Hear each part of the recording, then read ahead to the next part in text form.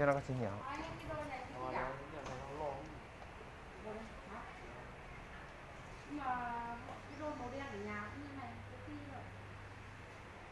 Cho bên nó nè.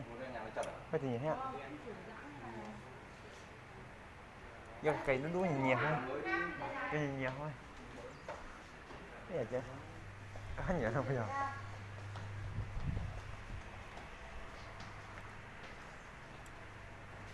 Cái gì?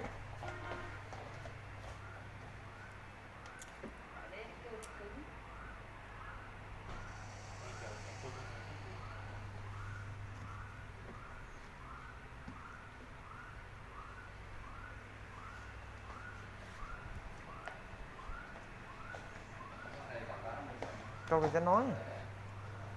Câu cái chánh nói.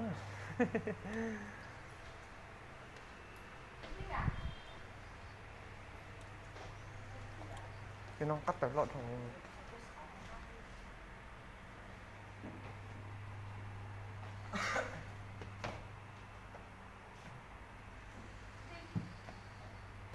cái nó có được tới lộn thằng rồi. Có khó. Không nhìn bông. Cho nó thấy giò. Không thể dưới mà. Cái chơi có nhiều bóng à. Có dâu chó này chó này. Ê, họ mạng số này cho nó là chó này như gì đấy không? Rồi xong rồi thì xong sao hả? Nó thôi, con nhỉ.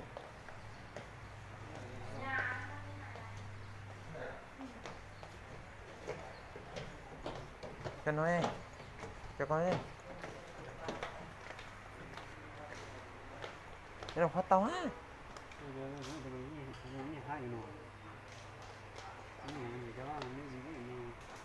Chó nhỉ, nó lo hư cái sao? Cho con lo sợ thì à. Nên nó cũng giống thế nhỉ? Ê, con nhỉ. Cho chó này nó khá.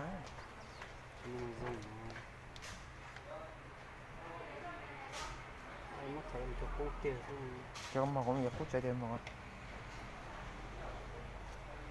Nghĩ sẵn luôn đó.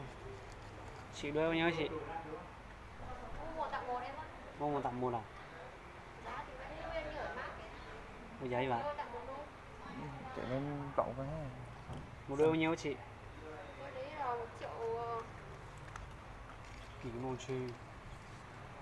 1.199.000. Chị ta kêu luôn. Kỳ gì vô gì bán như chó. Ê, cho tận thôi. Cho bộ giống hết. Tiền gì? Sao phải xiên à? Cái đấy là 899. Chỉ có nhân bán thôi rồi. Bố này. Sao rồi chó à? Cho nên vô ít bút ý cho nó à. Cái duyên cỡ là miếng cỡ chí ấy nhở. Vô hậu à. Phải bua là lấy muối ở đấy nè.